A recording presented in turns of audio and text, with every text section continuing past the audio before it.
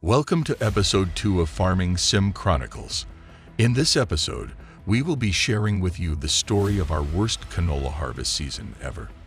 We'll take you through the struggles we faced, the lessons we learned, and the changes we implemented to make sure it never happens again. So sit back, relax, and join us as we take you on a journey through our worst canola harvest season ever. It was a long and difficult harvest season for the farmers in Morris, Manitoba.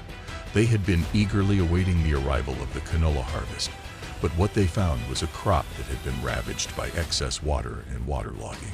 The yield per acre was a fraction of what they had expected, barely reaching 20 acres per bushel. The harvest began on a bright and sunny morning, but it wasn't long before the skies clouded over and rain began to fall. The farmers worked tirelessly, trying to get as much of the crop out of the fields as possible before the rain could damage it further. But despite their best efforts, the rain continued to fall, and the fields became waterlogged, making it difficult to move the heavy machinery through the mud. The team of farmers finally got all 4 of their John Deere X9 1100 series harvesters working in the field. The sky was clear and the sun was shining, but the forecast was calling for more rain in the coming days.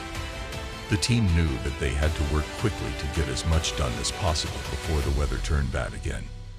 The farmers were covered in dirt and sweat, but they didn't mind. They were determined to get the job done. They looked at their harvest.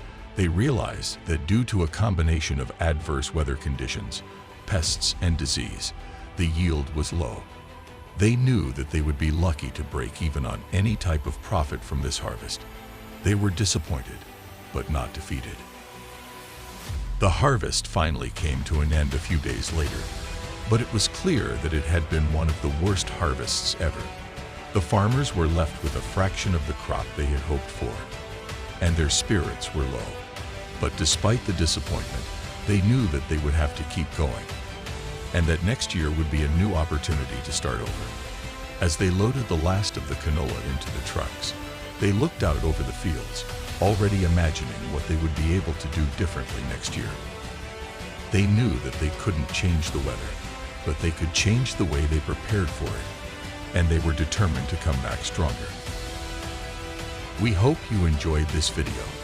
Please be sure to like, comment, and subscribe for all the latest content.